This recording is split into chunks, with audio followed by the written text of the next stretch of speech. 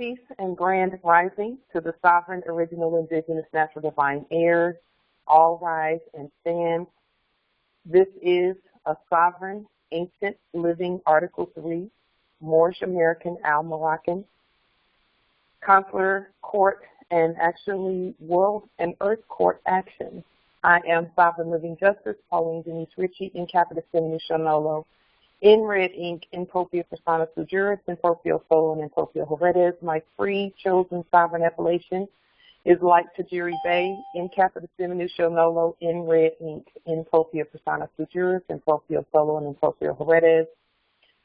We are the original indigenous, sovereign, ancient, Al-Moroccan, Moorish American ascendants of the great pharaohs of Kemet and of the ancient Moabites and Canaanites. Our full faith, trust, allegiance, credit, and energy are hereby vested in ourselves, for we are the people who are the original indigenous, natural, divine, de jure, Moorish National Republic federal government. We hereby exercise all sovereign rights at this time and at all points in time, nunc pro tunc. Islam. So,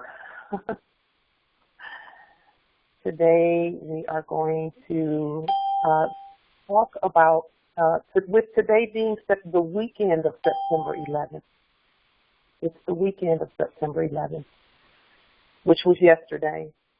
And I would just want to say briefly what, in my spirit, what I received about September 11th and, you know, them wanting to drain energy over that event that happened in 2001, I believe. The Twin Towers represented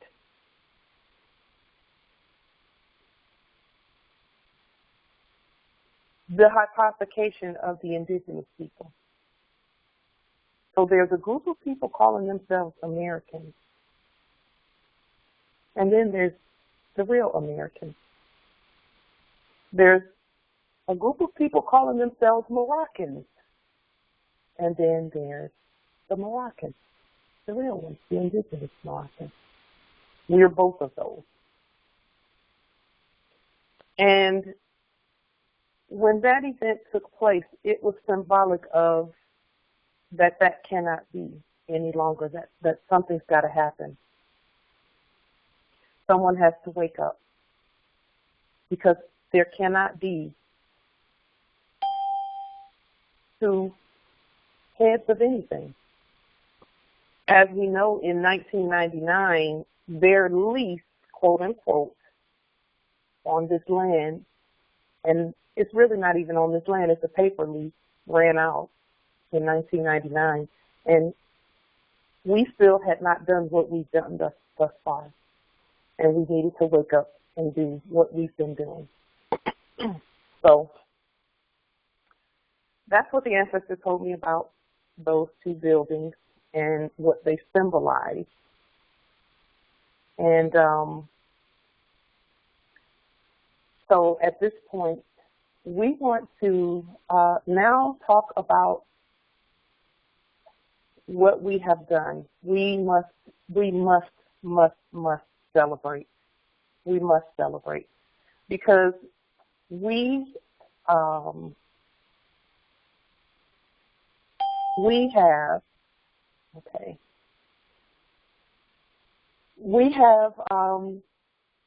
done what we needed to do for many, many, many years. We needed to do some things to make some moves.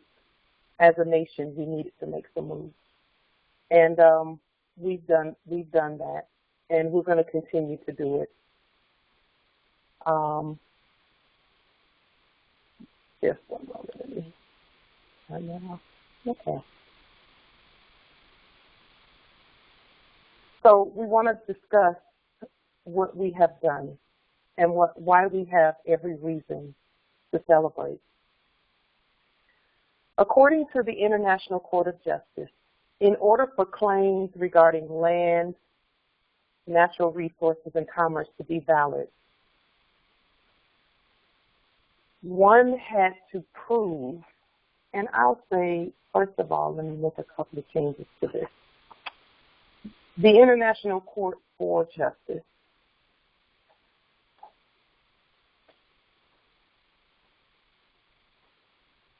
A people must prove that they are a sovereign state. So you know how we've been saying, you know, unlawful occupation of our lands, unlawful occupation of our lands. Well, you have to prove that you're a state first in order for those claims to even be considered. Now, we absolutely were in the right for making the claim. Absolutely, because we were going to get to this point where we're at right now.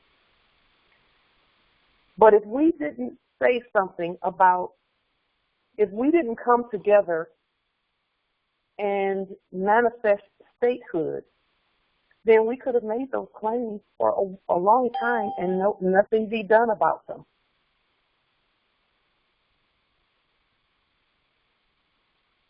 And the international community was all seeing things happen here, but there was no proper, competent rebuttal on the public record from us, the people. We started to. We were waking up. Our teachers were teaching and trying to get us to wake up, but we hadn't put a proper claim of statehood on the public record. So what did we have to do?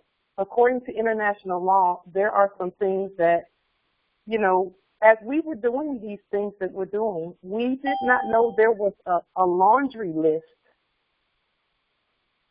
of things that needed to be done. We knew there was some, you know, there was a marker. We knew there was a list, but no one put that list on the public record for everyone to see and say, these are the things that need to be done in order for you to proclaim your statehood. Everyone knows we are the state, the ancient state, and that state in all lowercase letters in red. Everyone knew we were since time immemorial.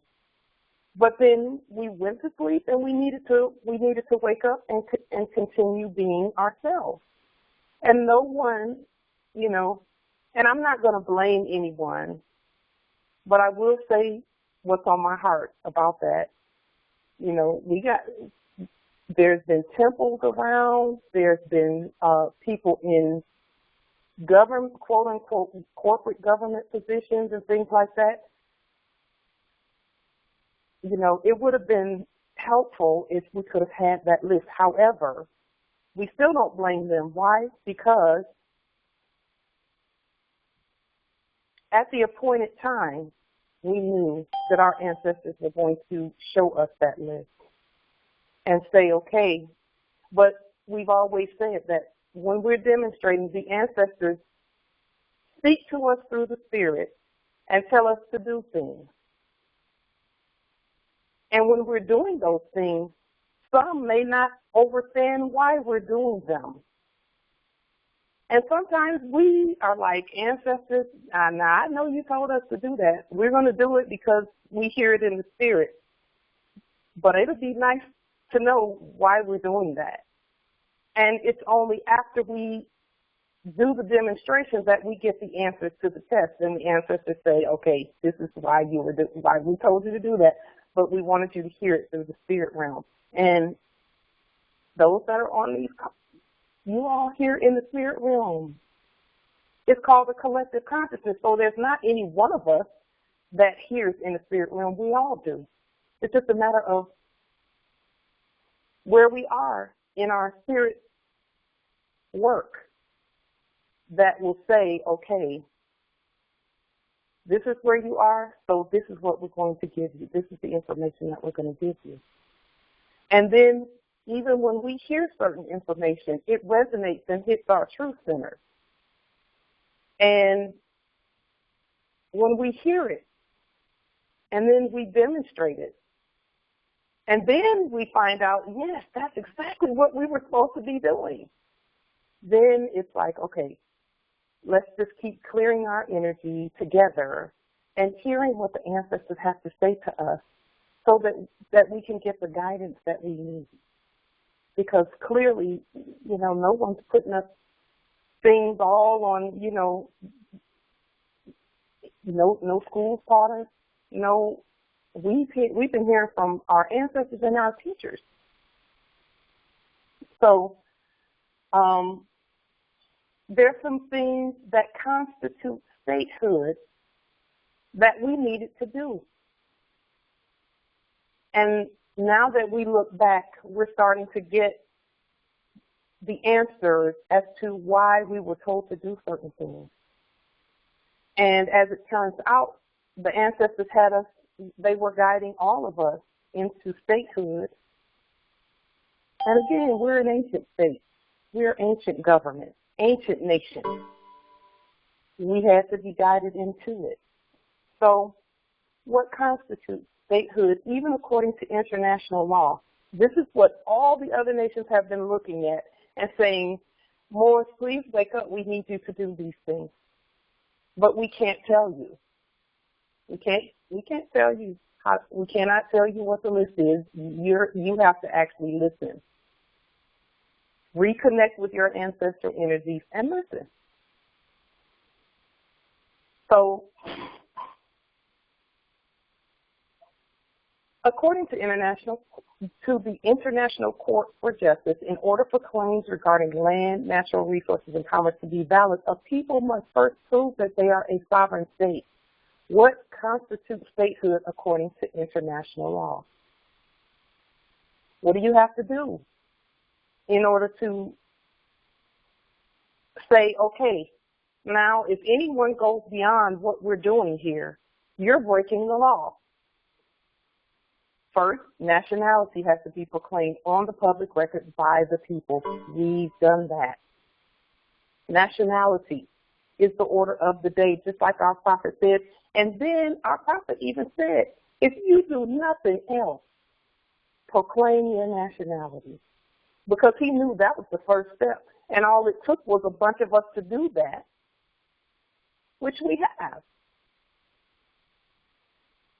And that would get things going. And we're so grateful to our teachers who just stayed on that key of nationality, nationality, nationality. Proclaim your nationality. So then, number two, you have to have a constitution as a people. A constitution of which we have two. We have the Constitution for the United States, 1789 and 1791, in red ink and in all lowercase letters. Why is that important? That's important because when the foreigners copied that Constitution from us, that was the Constitution that we had been using universally. So the whole earth was using gold and silver in payment of debts to the Moors. We did not want anything but that. And we have no debt. So who had the debt? Everyone else. These are earth-wide principles. These are universal principles that are in the Constitution for the United States. And the United States, if you go over to Africa and you go over to these other lands, they'll say, oh, yeah, we know about the United States of Africa and the United States of America and the United States of Mexico and the United States. They know about all of that. And that's all of us together still, because even we're not separate. We're not separate. We're one. So we have that and the Zodiac Constitution in red ink and all lowercase letters. Those are our two constitutions. One of them is the Universal Constitution, and then the Zodiac Constitution is more personal to us here as a nation here on this land, as the primogenitors. Okay. Who are the United States of America? All of the sovereign original indigenous states on our lands at America, which is ancient Morocco, and all adjoining lands. Our land has had many names, and it still has many appellations, rather. It just depends on where you are on the timeline. Yes, this land is ancient Morocco without a doubt, without a doubt. And all of the lands are adjoined and connected regardless of the amount of water between them, because at one point there was no water between any of our lands. There was just water where we could get to it. It was rivers running through, and, you know, the Tigris, the Euphrates, the Nile, etc. You know, but the lands are still all connected. If you keep walking down under the water, there's still going to be some land down there where it's connected. Period. Number 3, you have to have a state seal. And we've placed our state seal on the public record many times. We've placed it on the public record. You have to have a flag, number 4. We fly the mother flag at all times, since it's the flag for all of Midgard, which is Earth. We proclaim the whole Earth as our vast province, estate, and inheritance. With regard to the continental flag, even, that's the flag that has the cedar of Lebanon on it. That's the land flag of our foremothers and forefathers.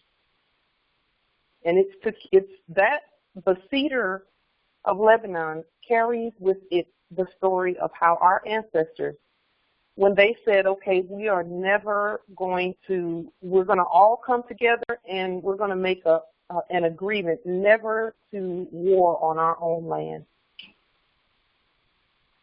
And what they did was they took all of the quote-unquote weapons and buried them under a cedar, like the cedar of Lebanon, and said, as long as cedars grow on this land and as long as it's green, we're never going to war.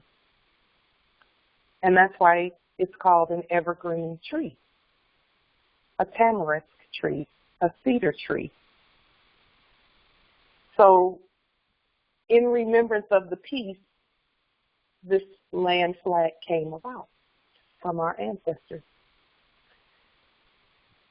And then the mother flag is over 10,000 years old. And from our perspective, we don't even need another flag besides these two, because the whole earth belongs to all the heirs.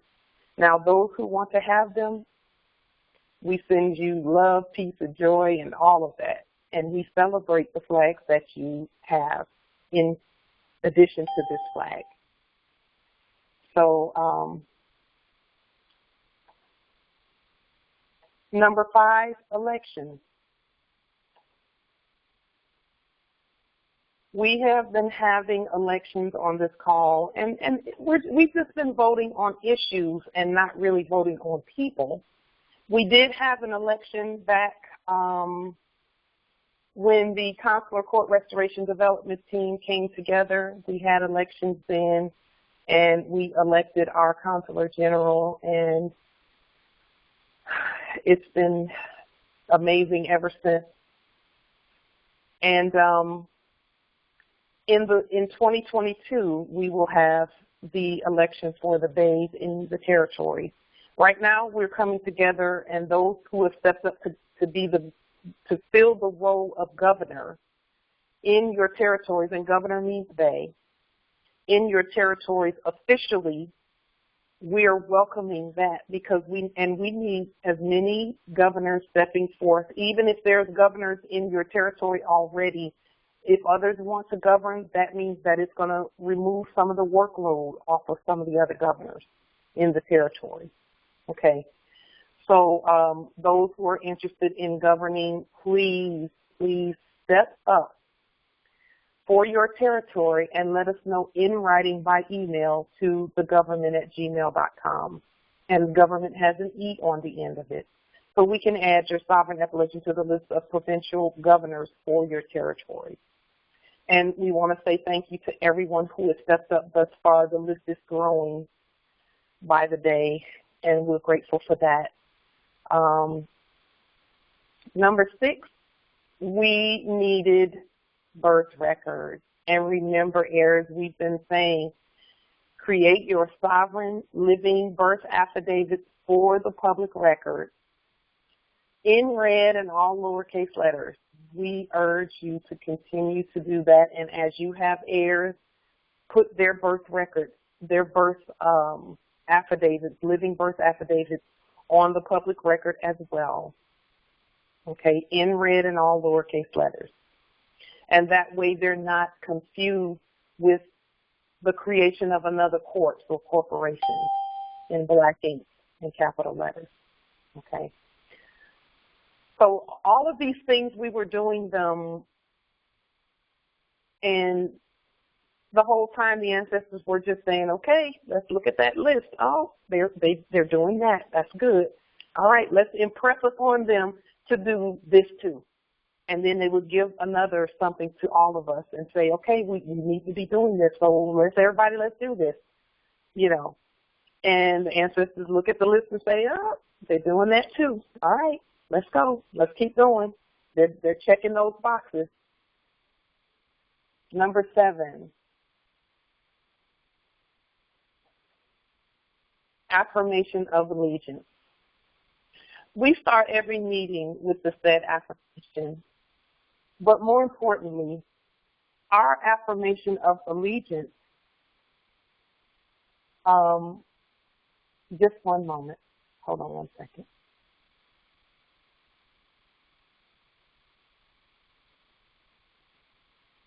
Just one moment.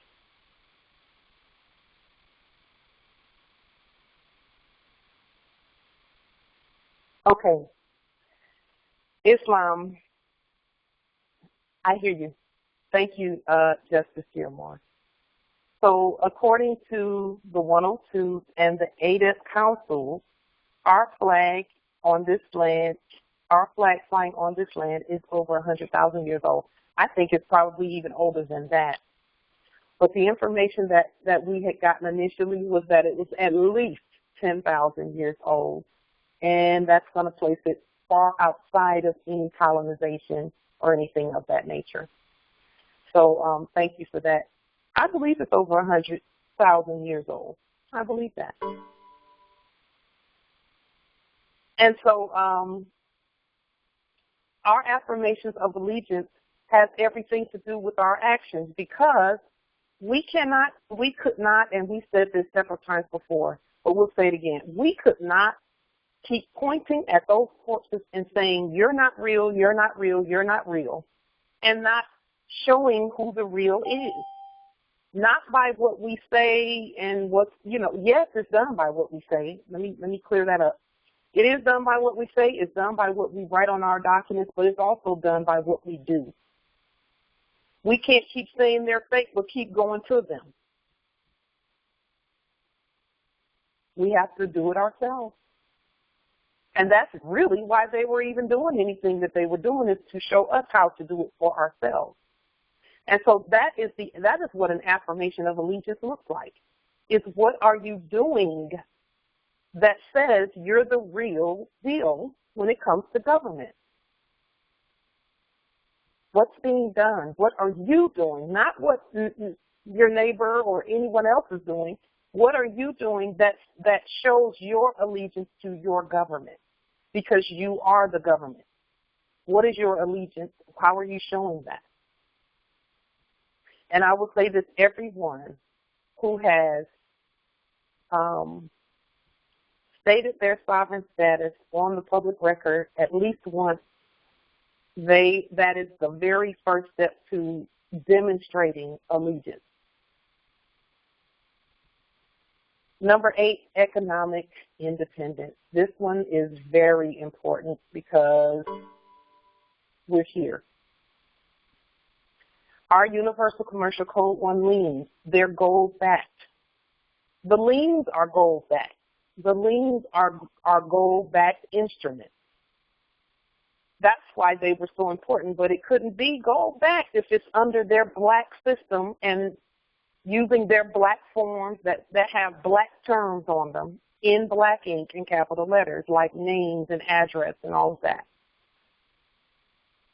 It couldn't be that. We needed to do written liens on government letterhead in red ink and all lowercase letters, and we've done that. When we first started doing liens, we were doing them in black ink with capital letters, and thankfully the ancestors said, okay, we see where you're going. We're going to have to give you some more information. We're going to have to give you some more, but let's just see how you do with this information that you got right here. And if we would have gone around stomping our feet and throwing liens at everybody, talking about, yeah, I liened you, and warring with the liens, the ancestors would not have given us the next step.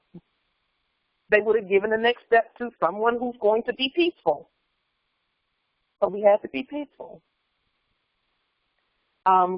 Court actions. Our court actions, each and every court action is a gold-backed word.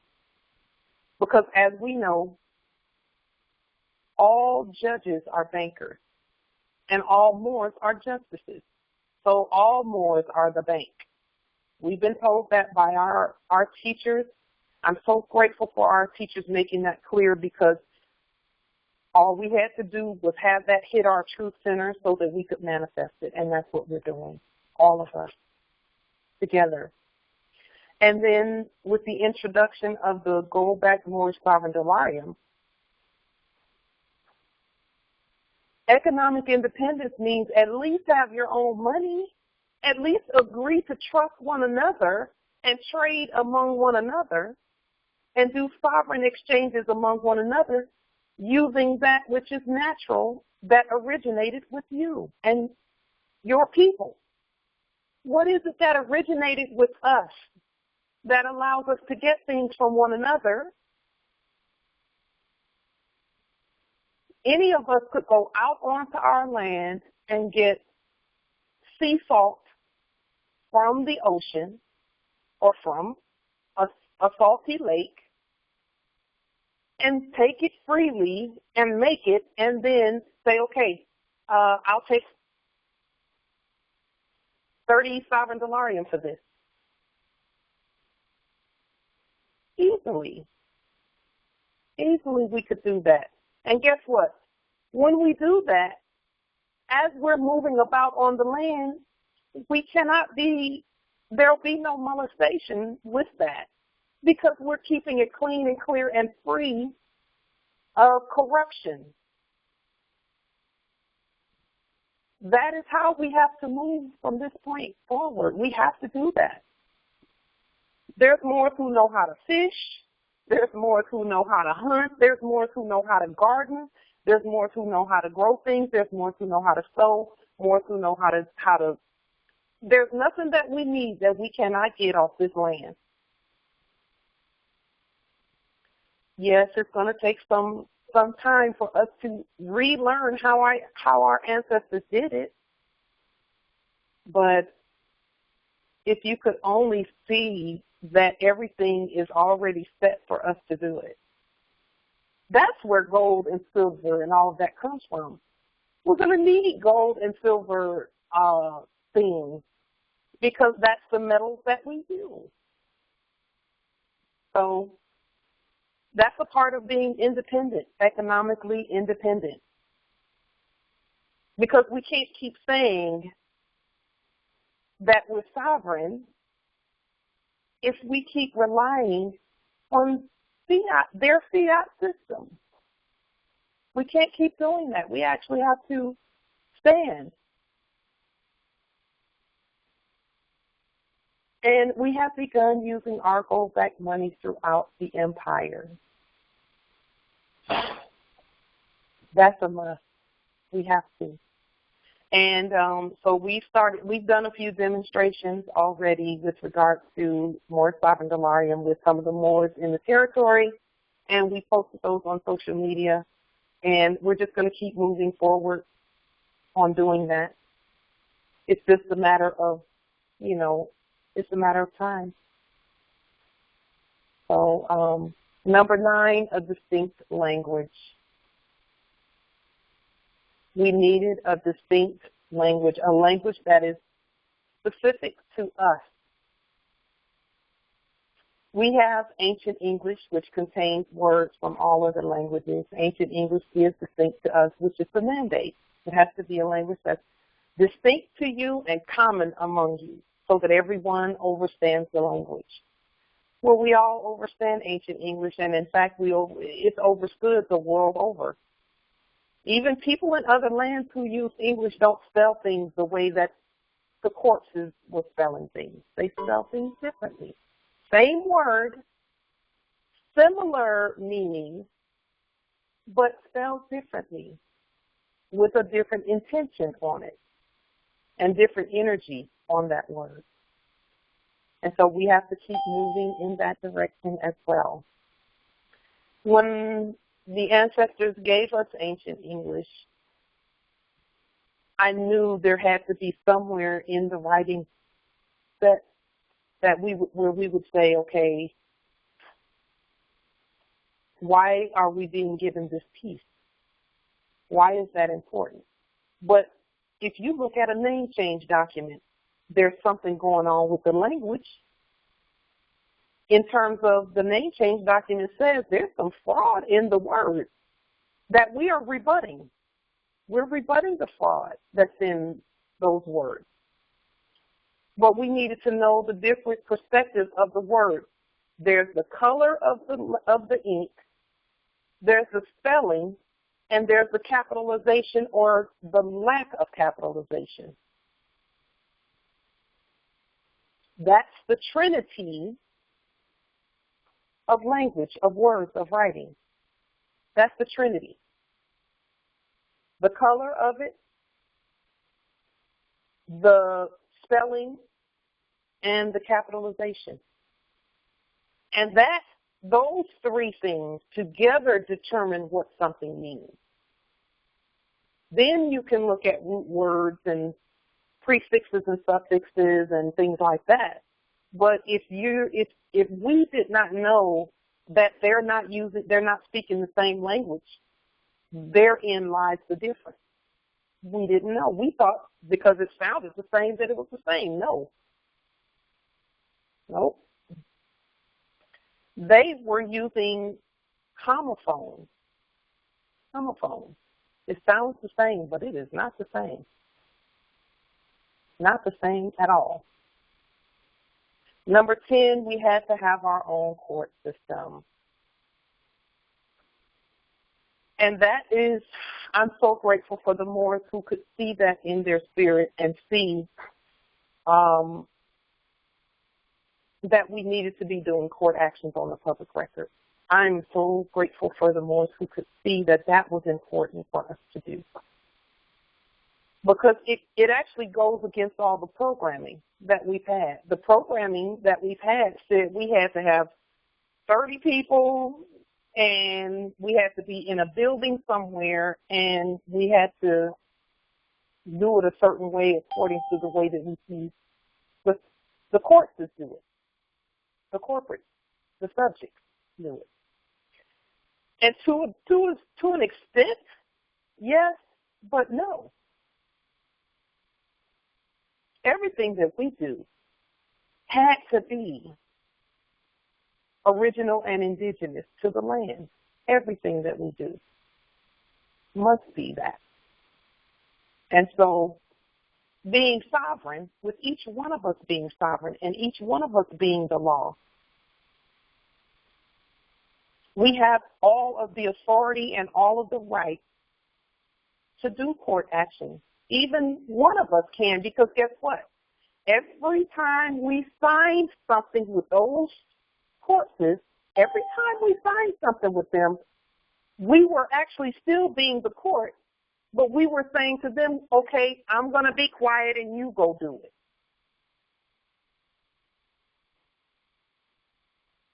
And they would go and do what courts do. And now they're going and doing what subjects do. But we were still the court even then.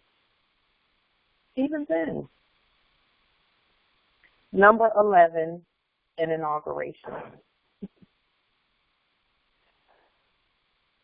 We had our first inauguration on May 18th, 2018 at House of Reawakening Minds. We didn't call it an inauguration at the time. I forget, oh, maybe we did. I'm not sure what we called it. But I did the etymology and the meaning of the word inaugurate.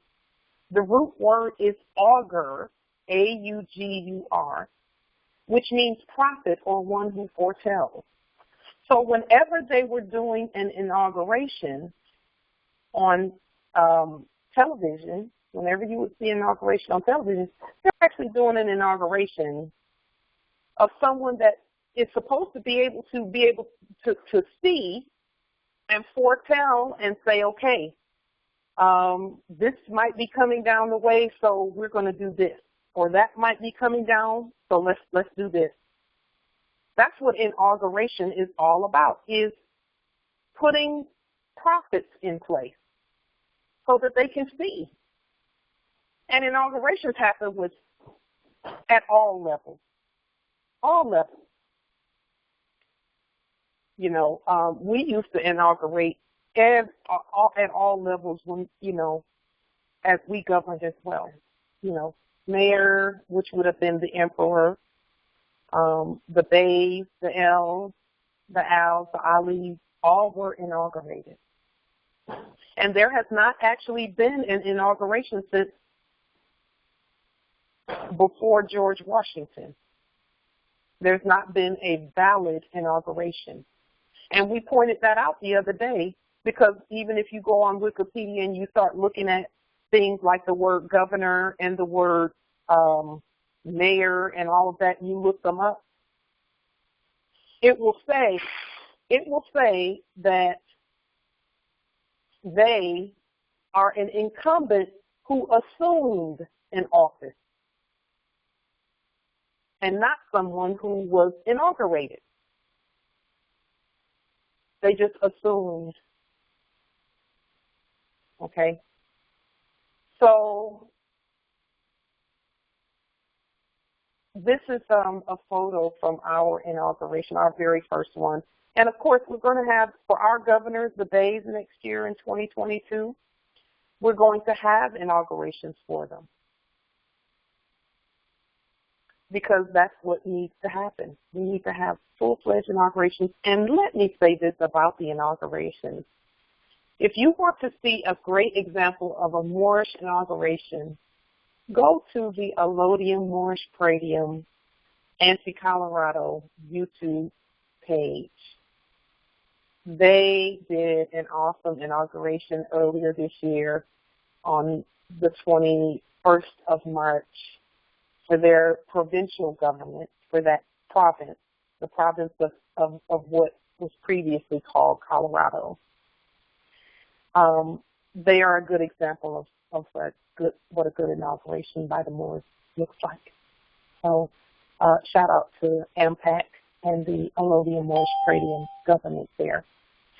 The photo that is on the screen is of us at the House of Reawakening Minds when we were being installed as, by our government, the Moorish National Republic Federal Government, as the consulate, and to go out and do nationality and put forth and revive the consular court, which we've done, and that's what that was all about. In the photo, we want to give honor to those who are in the photo, because they are so vital to our government and what we have done. On the left is our Grand Chief Taj, who took part in making sure that we were sent properly in terms of all of the things that we needed to do. We had to raise our hands in the way that Moors do, with the 5 fingers and then the 2 on the other hand, and all of that. It was just a beautiful ceremony, and it was the first time I had been involved in anything like that because I had not been to a Moorish science temple. So he made sure that everything was put forth properly according to our customs and our culture and our laws. And then next to him in the red is our Honorable Empress Sharon Tracy Gale Bay, whom we absolutely love. We love her very much. She is a staple. She's a pillar in the Moorish community. And so we want to give honor to her as well. And then sitting there in the middle is me. And then on the right in the photo is our Grand Sovereign Empress Delilah Passiel, whom we absolutely love. She's been such an encouragement to us since we started doing this work. And we honor her very much. And then next to her is our Grand Empress, Dr. Nyella Gilliam L., whom we absolutely honor for all of the work and the platform that she has provided so that we can hear our Grand Sheik and those that she brings onto the platform. It's just been amazing the work that she's doing. And then next to her is our brother Jamal. Some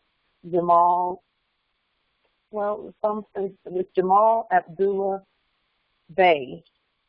And he is doing great work as well. He's actually, in testing mode right now.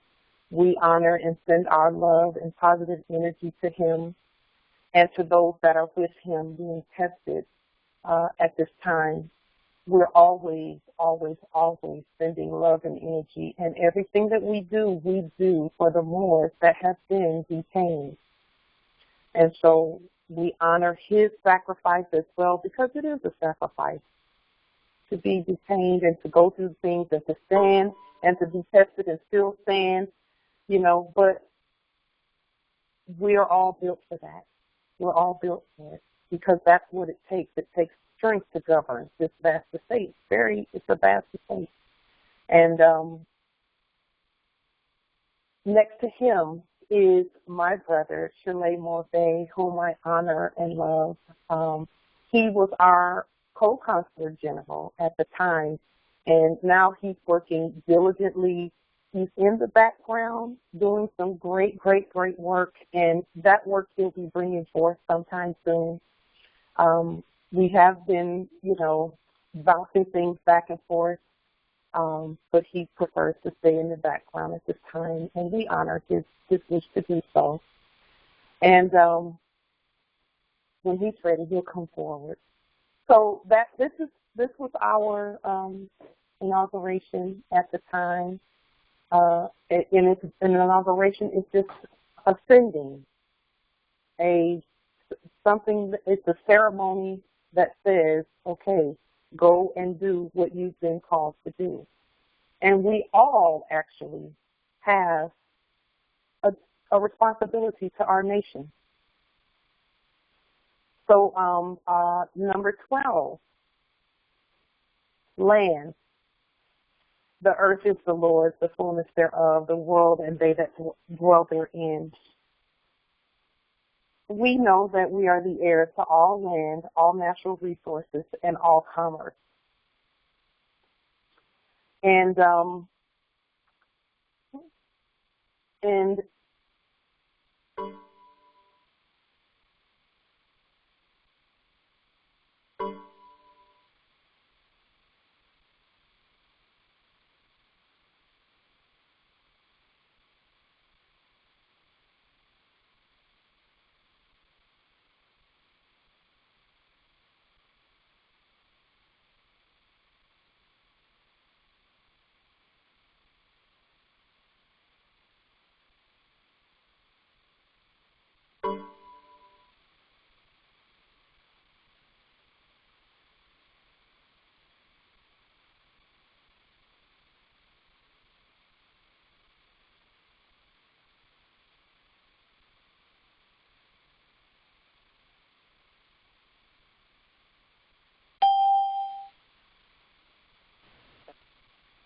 So hopefully you can hear me. Okay, yeah, it's registering on the sound meter. We know that we're the heirs to all land, all natural resources, and all commerce, but we needed to go through the steps to make that known on the public record. We needed to go through the steps. Being the heirs is not enough. It is, but being the heirs competently is actually what gets us access to the estate. Some feel like we were doing way too much and we didn't have to do all of that. Yes, we actually did, because we put all of these systems in place, and in order for us to use the systems, we have to be competent to do so. And number 13,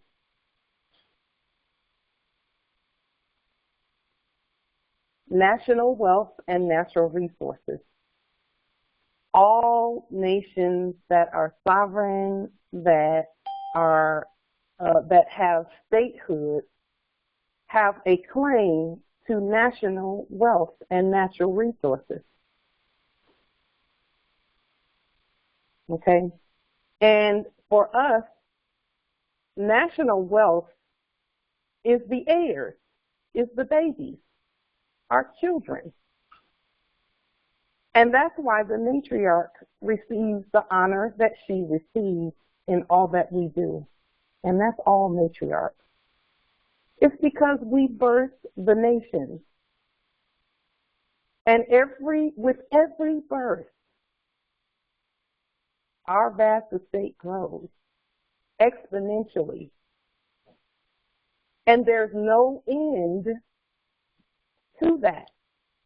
As long as we keep having children, having heirs, the estate is going to continue to grow and grow and grow and grow and grow. And that's not taking anything away from the sons, not at all. In fact, they are an asset because we birthed them too. And that causes the estate to grow and grow and grow and grow. So our national wealth is the children, our heirs, those who come from our womb. And there's no end to that. No end at all. So we're wealthy into perpetuity.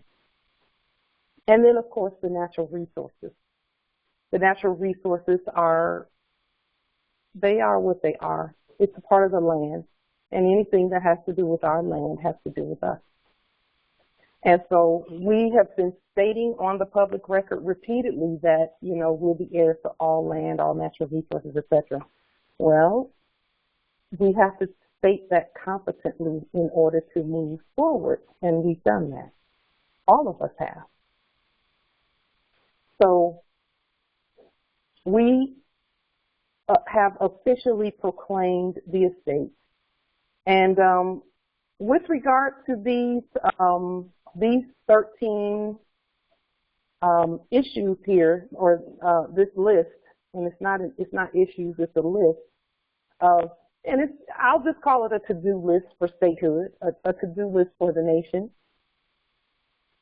I want to thank Chief Justice J. Jermaine Bay for his competent erudition on these things that constitute statehood. He did a beautiful video, and I'll put the link to the video in the chat. Once we open up the chat, I'll put the link to his video. It's a very good video. And it rang so many bells for me as I was listening to him. He's got some great information over there at Impact YouTube channel. So when you have some time, go over and support them and see what they've done. They're doing beautiful work in the Colorado Territory, and we're very grateful for them as well. What is a state? Because we're talking about statehood. There are many different versions of what a state is, but I want to point out just a few things with regard to state that tells us that we are the state,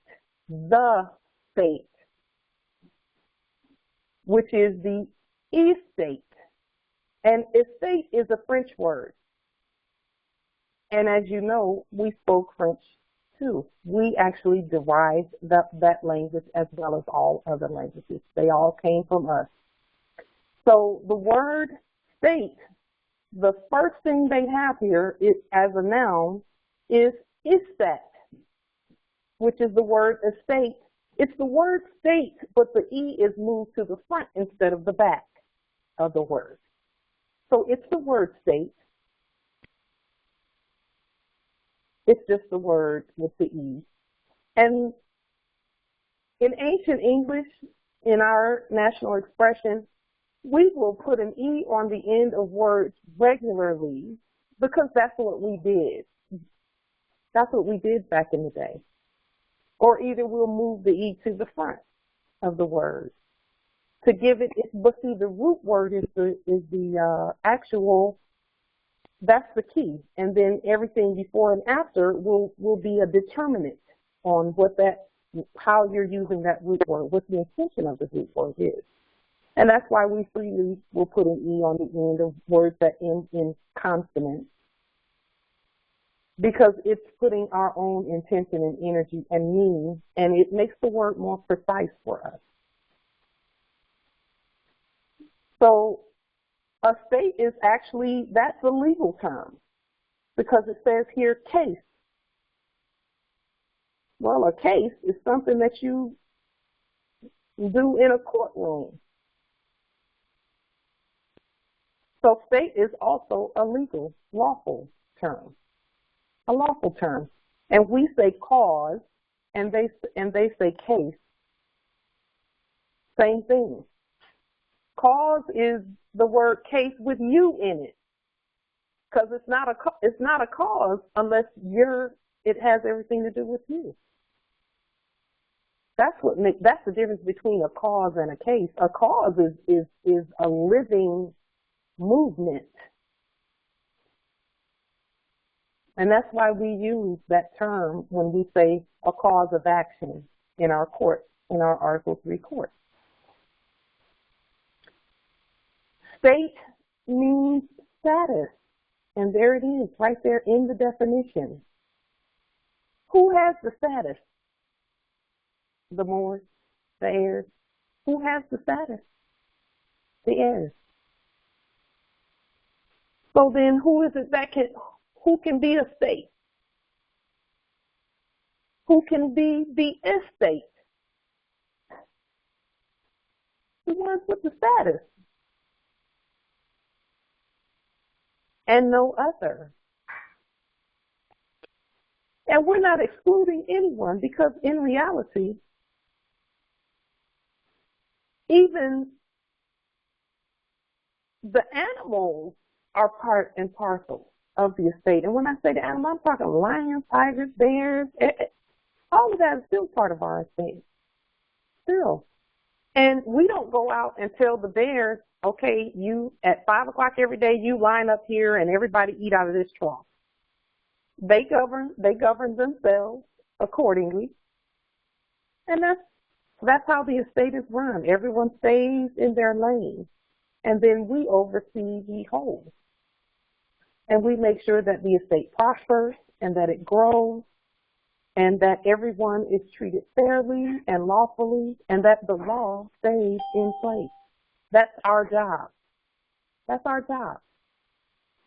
And we need, we have to have our resources to do that. And that's what statehood is all about. That's why we have proclaimed our statehood. Because we proclaimed the estate. All of these things that we were doing it to proclaim the estate and say, look, we're the estate. Because we meet these criteria. And not because we meet the criteria, because it's in our blood, but the blood is part of the criteria. That's actually the first part. That's the most important part. The blood, the bloodline, the birthright. And then the word state, position, standing, to stand. To stand, even in what appears to be threat, duress, and coercion, we still have to stand. You know, I used to hear people say, you know, I only signed that under threat, duress, and coercion. No, we stand. We stand and be ourselves peacefully. Stand and be ourselves peacefully. And this is where our teachers were saying stand on our square. They're saying be the state. Be the state. Proclaim your statehood. And no one can usurp your statehood. All of those claims of usurpation and all of that, if you're not the state, then what are they usurping? They're not usurping anything if you're not the state. But when you're the state,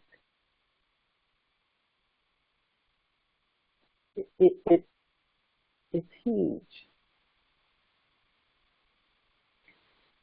So I want to look at just a few of these definitions, and you can look these up. Look at number 3. Condition as regards to physical structure, constitution, internal form, stage or phase of existence, etc. One of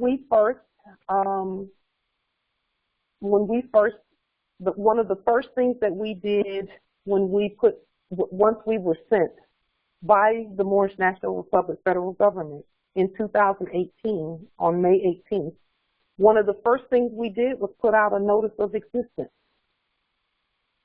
And we sent it out and tracked it and sent it everywhere. We sent it to all the quote-unquote corporate governors, etc., to let them know that, okay, the heirs are here. We're here. Yes, we're going to be learning and doing some things along the way, but we just want you to know we're here. Number 4, condition or position in life. Social status, rank, or degree. And when we talk about degrees, you're talking about masonry, high rank or position, yes. The state. Corporations cannot be the state.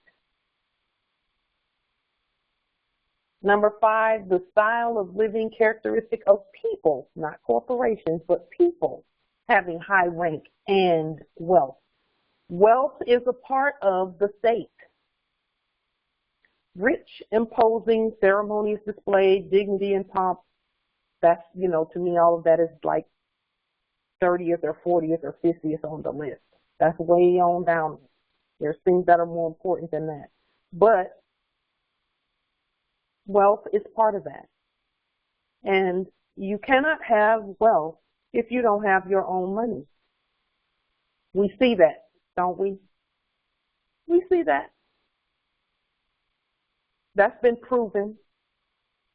Because as smart as we are, as intelligent as we are, every last one of us should have been extremely wealthy in our sleep.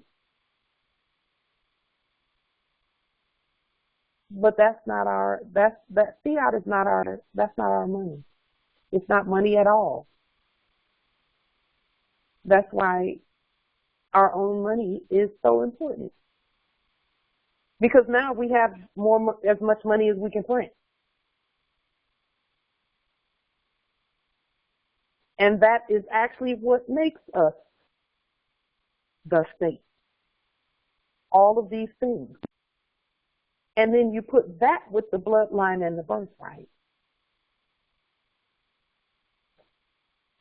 Number 6, legislative bodies in any of several countries. Estates. This is important because there's that word again, estate. There it is. Now, let me point something out to you. Look here where they have this capital S and a minus sign. And they have it in these brackets here. Now, what do we know about brackets? Brackets means death, right? So when you put the state with a capital S and black ink, you're talking about a dead state. They're saying it right here on the screen. It's right there. That if you put a capital S in black ink like that, they got it in death brackets right there. That means it doesn't exist. It doesn't exist.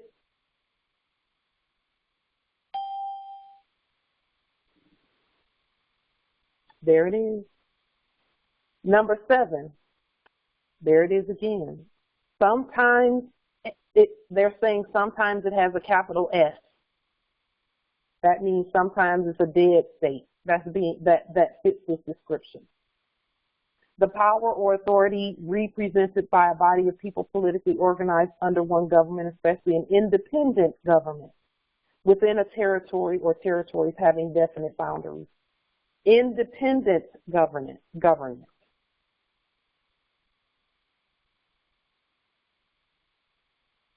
Can't be independent if we depend on them to give us what we need to do exchange among one another. What do you mean that I can't trade with my brothers and sisters without you stepping in the middle with some black ink and capital letters and fiat and governing me trading with my brothers and sisters? And here you come stepping in the middle saying, oh, no, we got to tax that. You can't trade with them. We got to tax that. No, we don't do that. That's a no. Nope. We got it. We can do it ourselves. That's what truly being not taxed is all about. And then number 8, it says sometimes with a capital S. That means that this definition becomes a dead definition if you put a capital S there. That's what that means. But if you don't put the capital S in black ink, then it is such a body of people or a body politic. They're telling you right there about capitalism. Number 9, here's these brackets. Usually a dead state. Fits this, and here they go talking about the United States in black ink with a capital U and a capital S. And they put that capital S in brackets. They're telling you that if it looks like this, it's dead. One of the territorial or political units constituting a federal government, as in the United States. That means that's the dead one. The living one is in red and all lowercase letters.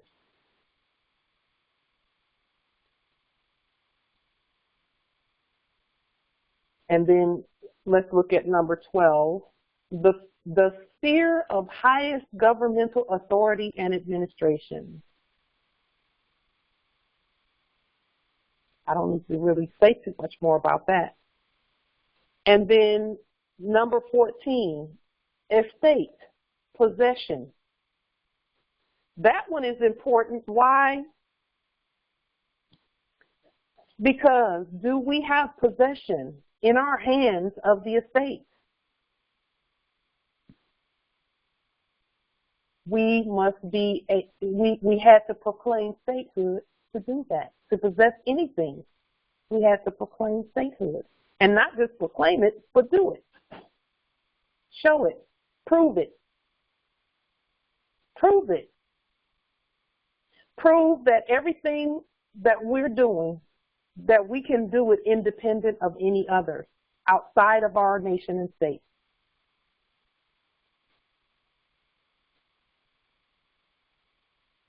That is where the estate is manifested. And then number 15, very important, a person, and we know we're not persons, of high rank or distinction, a noble, one of the ruling class. A noble.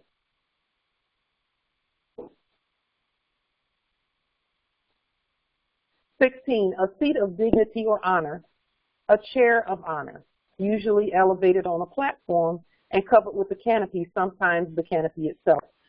They're describing everyone who has a seat that they have elevated themselves above everyone else in the room. For example, a fake judge was pretending to be the state by being elevated on a platform while everyone else walking in was the prey. P-R-E-Y. And let's just go ahead and talk about it. The preachers in the churches and the imams and everyone who has somebody up there in that elevated space up on the pulpit, they were pretending to be the state. So anytime someone said something about separation of church and state, they were not telling the truth, because anytime you go into a church, there's a pulpit there and someone elevated fitting this definition of the word state. No separation. And all they were doing was getting signature after signature after consent, and handing it over to the Pope and the IRS, etc. 17, stability and permanence. Stability and permanence. The only way to have stability is to be in complete control of your own money.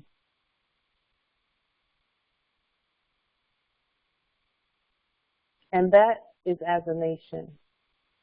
The only way to have complete stability. Our heirs need stability. Our heirs need stability. And we can provide that for them. All we have to do is agree to trust one another and go ahead and do commerce together using all that belongs to us. Okay? So,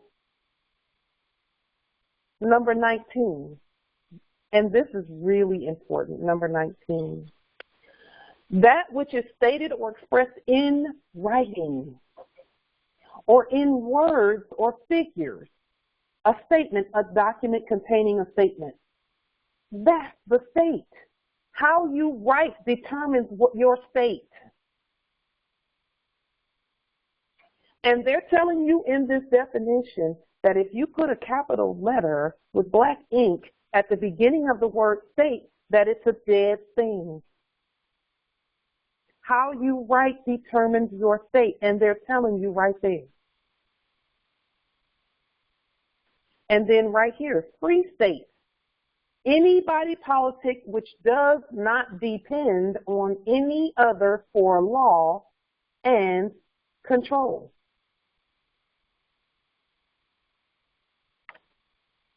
Are we a free state? Yes, we are.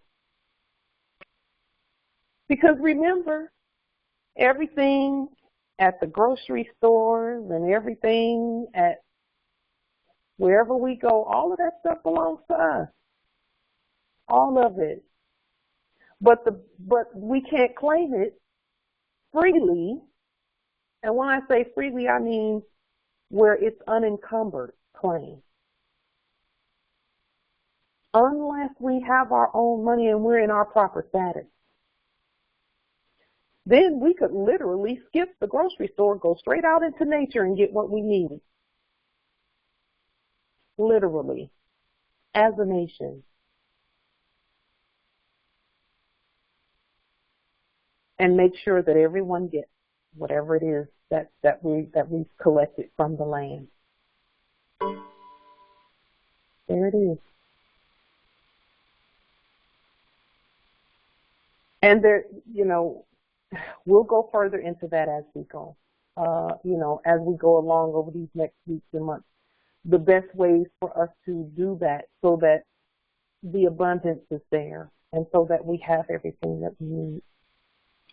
I'll tell you that last week on Monday, I went out onto the land, and when I saw the abundance of what was there, I actually got to see the salmon run.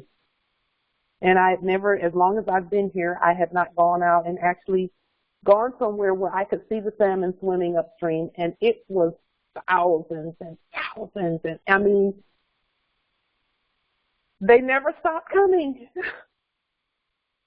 I stayed there all day, and they never stop coming. More and more and more and more, never stop coming. The abundance of everything that was out there. There were berries everywhere, and plants everywhere. It was just, and that was just one spot.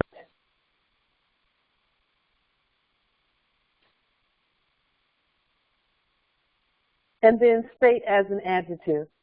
Generally, we don't really look at adjectives. We look at nouns. We're the state as a noun, just like we're moors as a noun and not as adjectives. We are nouns. State, government, the state, public. Public means the people. When it's in all lowercase letters, it means the people. And then here's another, state. This is a financial term right here, state, to settle. How you settle your financial exchanges determines your state.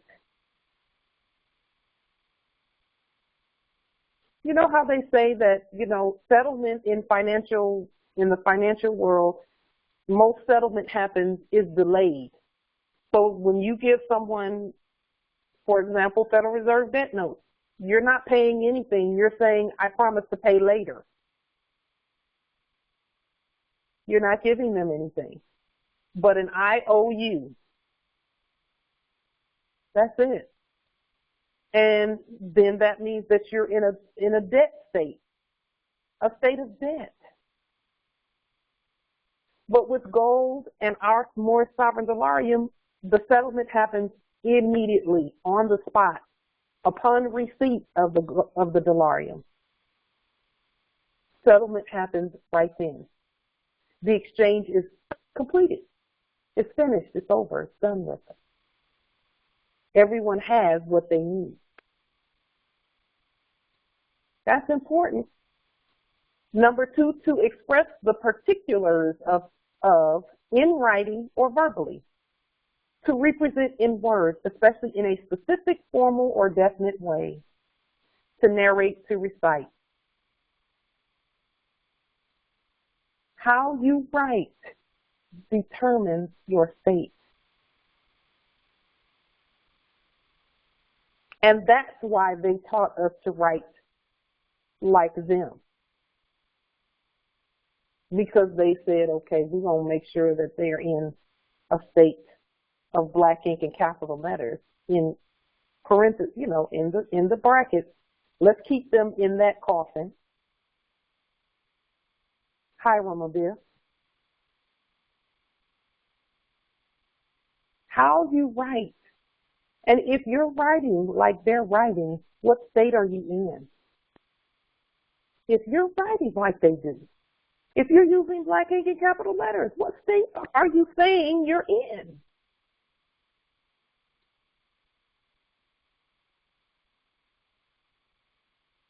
And then it says verbally. Well, if I write in red and all lowercase letters, that means I speak in red and all lowercase letters too. And it may sound like corporate English, but it's not. We are the sovereign jurisdiction, all of us. The living sovereign jurisdiction. And then number 3, in law, to aver, to allege, to state.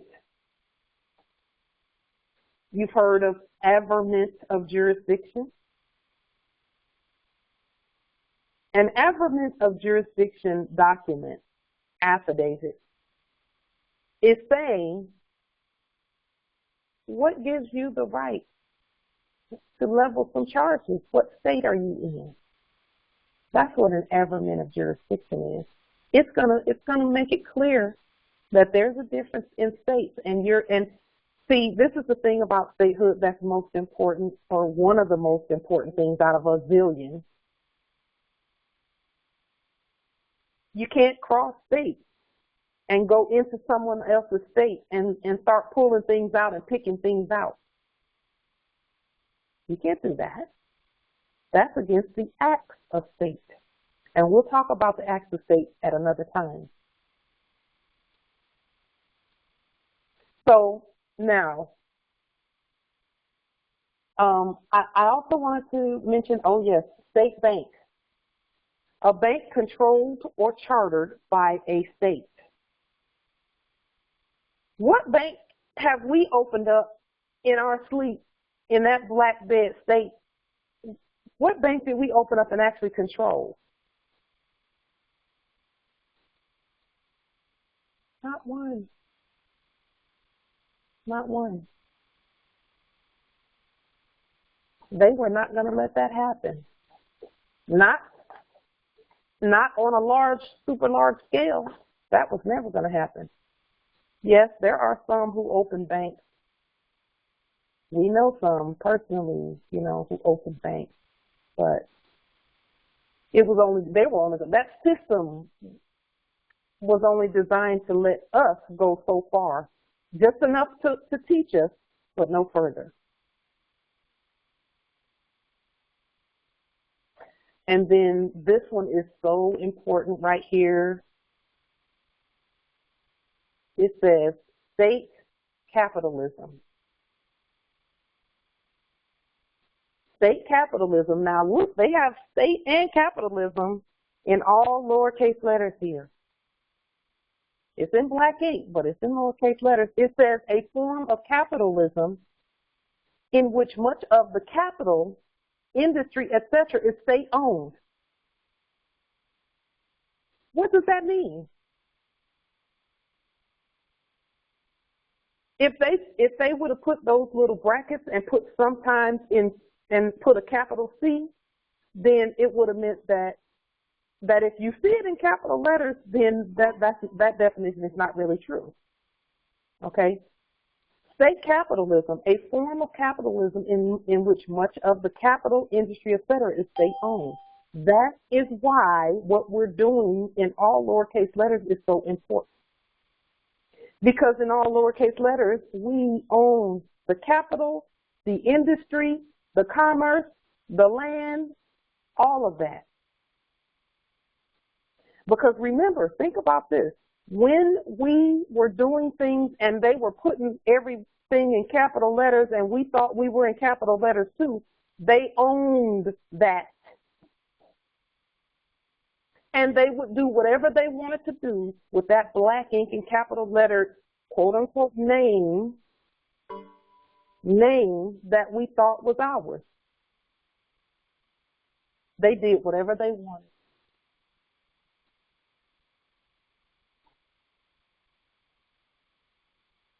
Because capitalism in that manner means that they own everything that looked like that. I don't care what it is. You can call yourself Joe Bay L, but if they put it in black ink and capital letters, they own it because they have the trademark on the black ink and capital letters.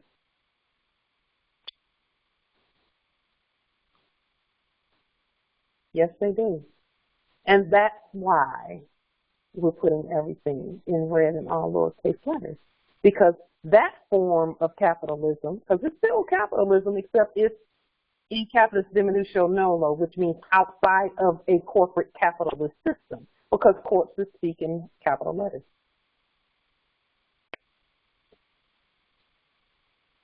So, therefore, the pen is mightier than the sword where all of this is concerned. Capitalism, how you write How you write determines your state. Let's look at pen real quick. Pen as a noun, small enclosure for domestic animals. And then if you look right here, it says origin of a bolted gate or else a structure made of pointed stakes. It seems like we might have switched gears here, but not really, because gate and government are the same.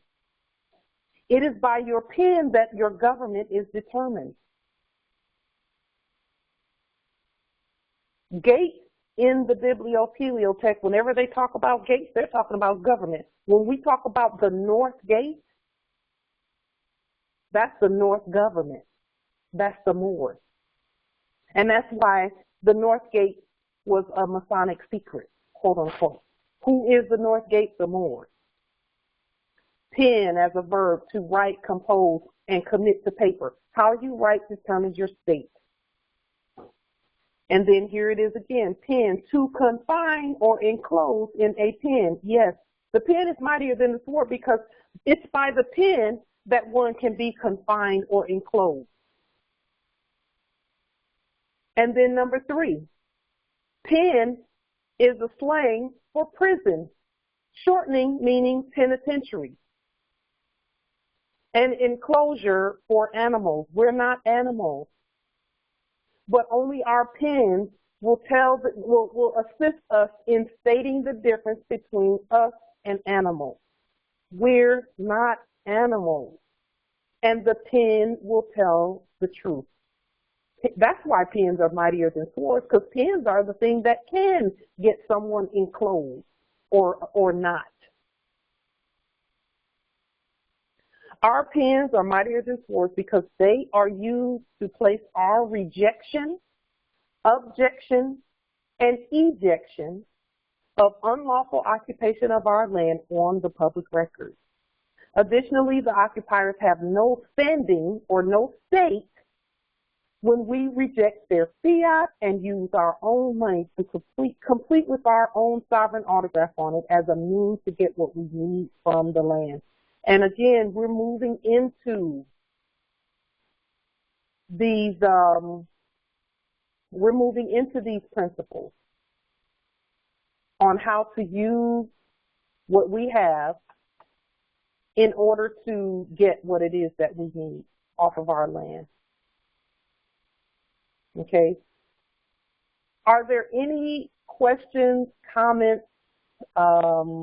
Let's see. I'm going to open up the chat. And again, my apologies on the chat not being open, but we have to manage the meeting so that we can accomplish what we set out to accomplish when we have our meeting.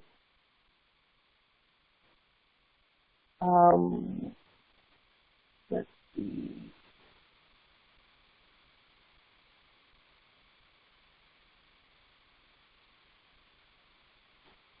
And then we're also going to open up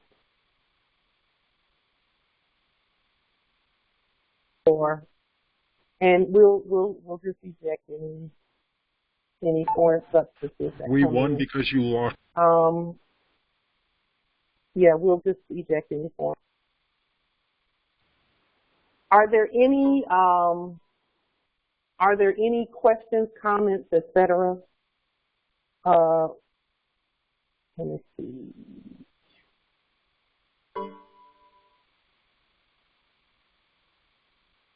Let me just see.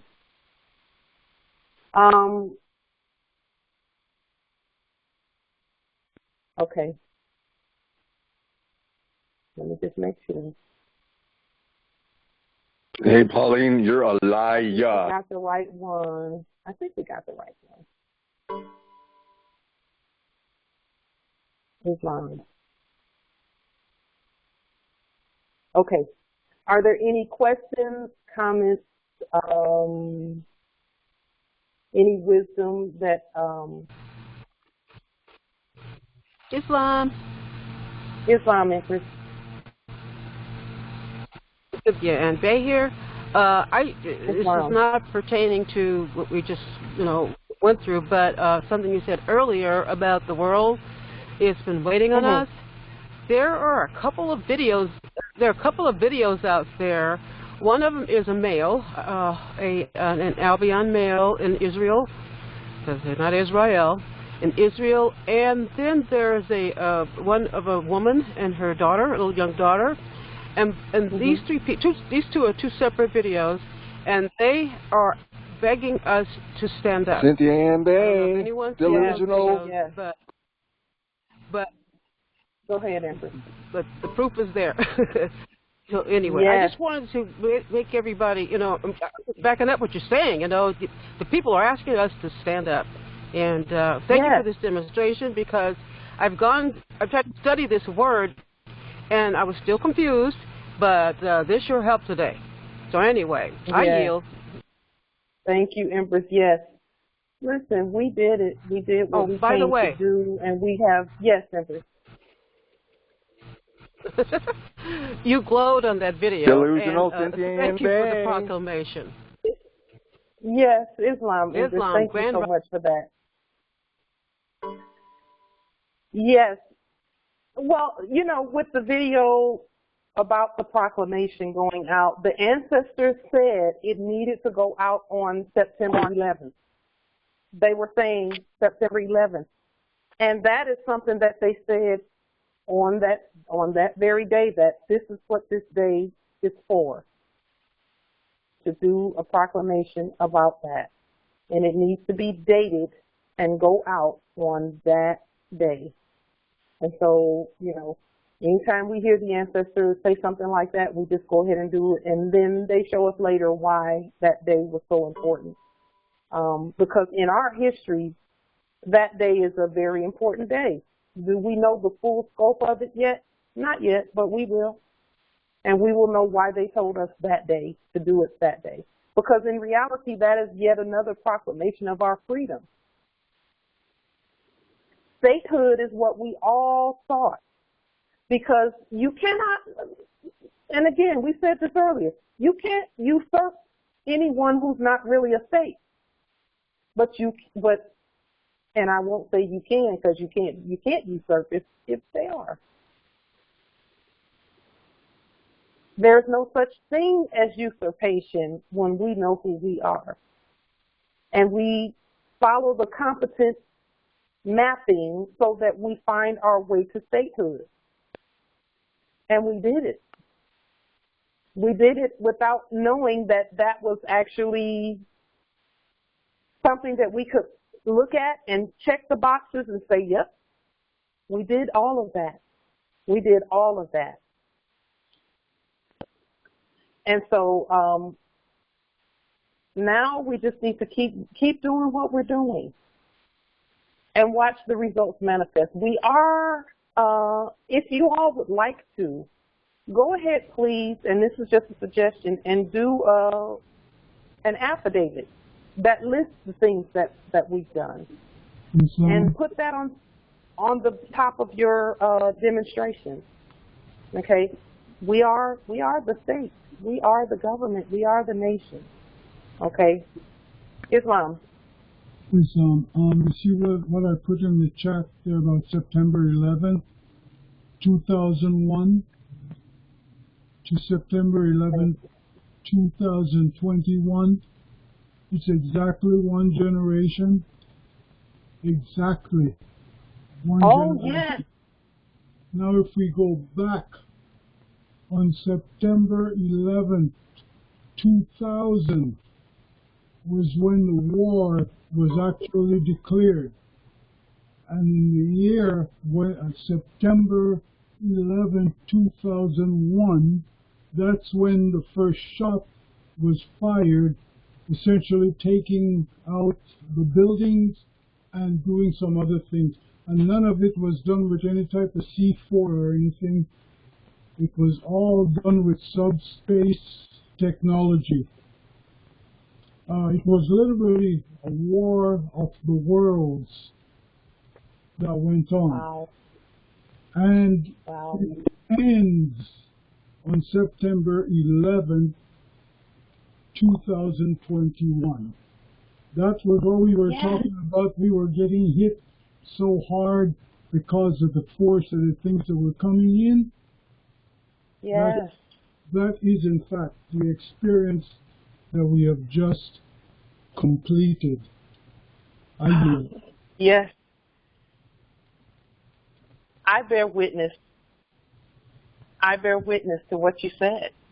Because last week, the energies were, the pull was tremendous.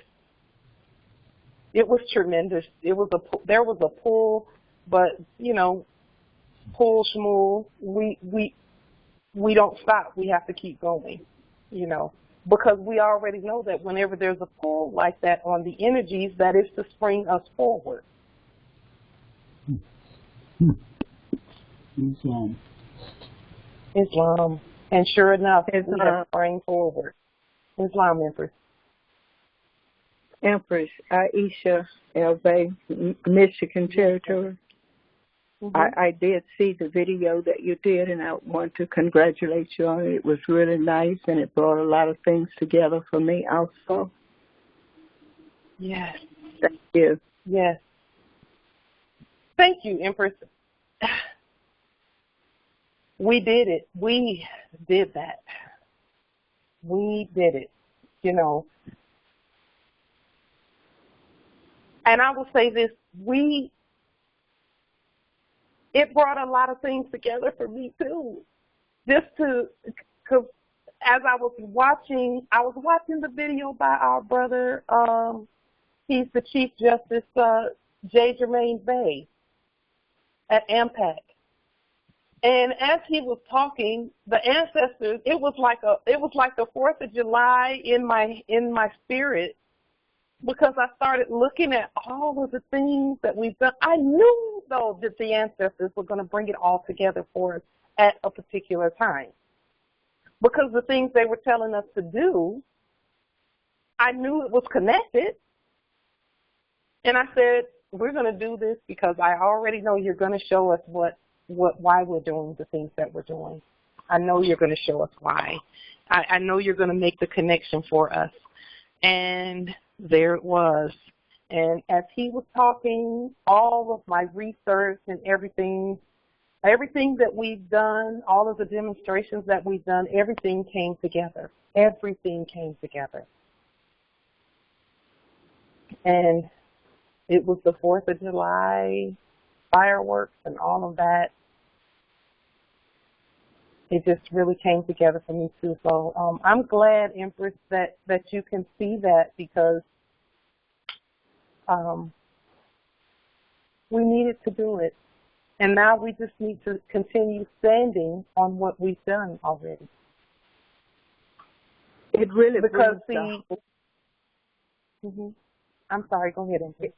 It really brings, it makes the pie whole for me. You know, I've been in the Moorish movement since 2006, 7, somewhere like that. And, you know, we do have a lot of groups, but I think unity is one of the prime things that we need to really key into, is not only getting to know each other, but getting to trust each other, you know, because the state cannot be stronger than its members.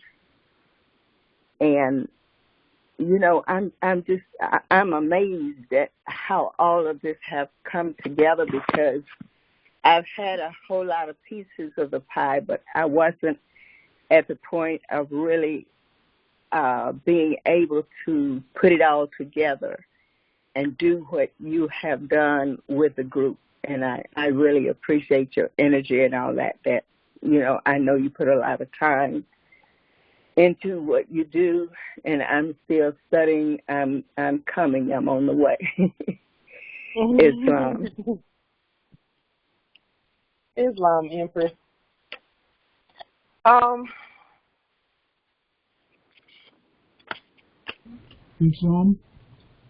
Islam, Justice. Go ahead. You know, thank you, Empress, so much.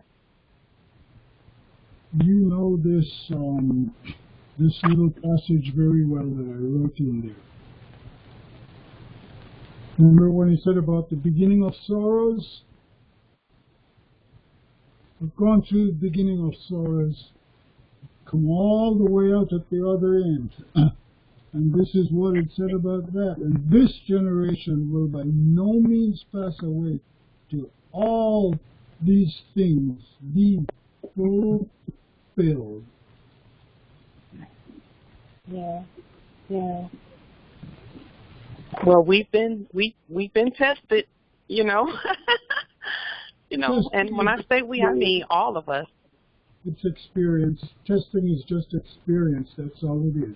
Yeah. It never is anything more than that.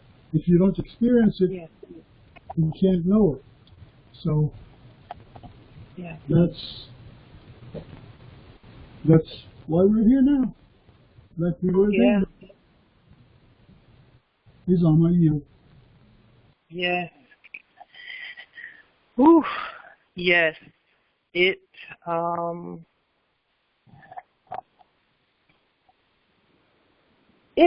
changes everything for me in terms of seeing, you know, seeing it all come together this way.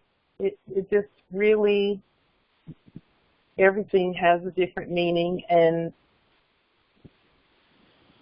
it feels the way that I knew it would feel when I said, okay, ancestors, the things that we're doing, I know you're going to make it make sense. Because, you know, it made sense when we did it. To me, it was like, of course we're supposed to be doing that. But still, there's always a need to see it all come together. And now we see that it all comes together at statehood. So I'm going to be putting together an affidavit that lists these things and with the proof that those things are done. And the public record says that everything has been done because everything is on the public record. We've been doing everything. Having our own court was a major, super major key. And that's why our Grand Chief Tariq Bey was saying we have to have our own consular venue. But that's a consular venue is where everything comes together. He's absolutely right, as usual. The consular venue is where everything comes together. Our court, not anyone else's, ours. And so, you know, do you think I it's can normal see to talk to clearly dead now. people? The rain is gone. You know, I can see clearly now. I can see. So, I'm excited. Islam, and now I see even, yes, Islam. Islam, I want to say that we could use our latest demonstrations as an additional cover sheet, like the cover sheet we used for the first demonstration. We could, okay. Because I got most of mine on script, so I can just do it like that. Yeah. I yield. Things get, you know what, Justice? Things, the ones who've been like doing the work all along, it's easier to just pull from what you've already done, you know. But even, you know, even if you're just waking up today, it's going to be the learning curve is, it's going to be a lot easier because you don't even have to go through the black ink and capital letters lessons because you can do, you know, you can see the red ink and then you'll know why we write the way we do and all of that. Because even in studying some of the things that we study, we're seeing the different spellings and all of that were put on the public record by the ICJ and all of them, you know, the ones that, Islam. I was just going to reiterate what you were saying, that you know, we've done all of these demonstrations, and it's been a learning curve, you know, since I woke up, and it's come a long way. So now we can use that even more so to our advantage. I yield. yes, yes, yes. Because now we have a lawful claim. Think about, I mean, you know, now we have a lawful claim because we are the state and the government and the nation. And when I say that, I'm talking about all Moors. I'm not talking about just the one. It's all of us. We all have claims. And that's what we needed to competently manifest who we really are.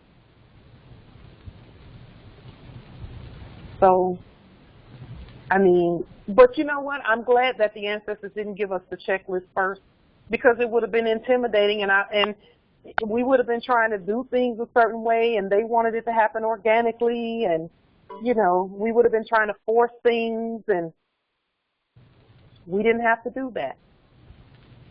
I was thinking too about, like, with our ancient English, how the ones that were doing business as fake Israel, the state of Israel over there, those ones who were modeling that, I found out about 6 months ago that they completely made up the language that they speak. Completely made it up. Like in the last 50 years or something like that. Completely made it up and made it into a language and taught it in their curriculum, and now they're trying to teach that stuff earth-wide, and it's like, or worldwide rather for them. And it's like, that's not real Hebrew. That's not real ancient speak. That's something they made up. It's a made-up language. I was like, what? Yep. And they will admit that it's a made-up, something they just made up off the fly. But you know what? They can all speak English. They all can speak English. That's for sure. Islam. Are there any other questions, comments? Oh, you know what? Justice Jeremore put Yiddish in the chat, and that's about the size of it. What does Yiddish mean? And I'm not being disrespectful of them and what they're doing. I'm just saying, you know, Yiddish. Right?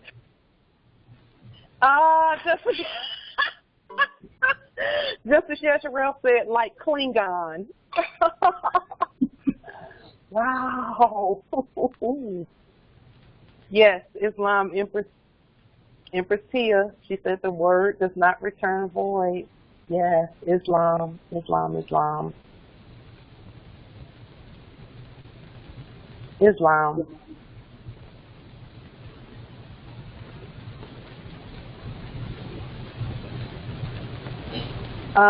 Okay, I see something there. Okay. Yeah. So,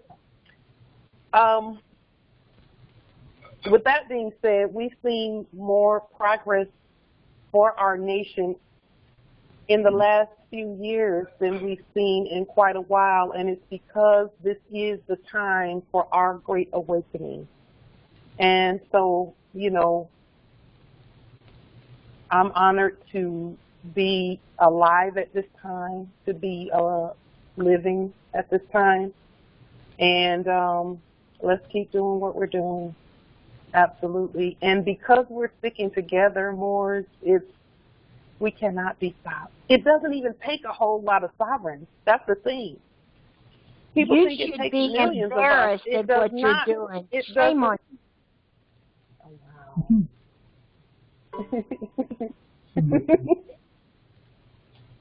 Okay, I'm not going to say what came to my mind to say. Thank you, ancestors, for dealing with me on that. I'm not going to say that because it was a joke, but I'm not going to make that joke. So anyway, let's just keep doing what we're doing and let's keep moving forward. We have some again, with regard to the Moroccan American exchange, the banking and all of that, we're working on all of that. All of that has a new meaning too now that we have officially proclaimed our ancient statehood. But before we go, I would like for us to take a quick, all those in favor of our statehood, if you would please, *6 unmute and give your Islam. Islam.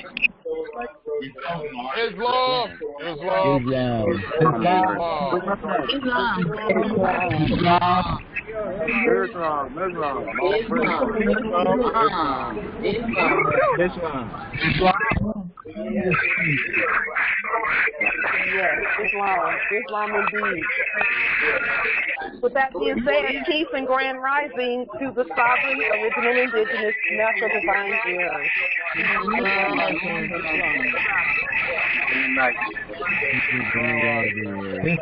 Grand rising.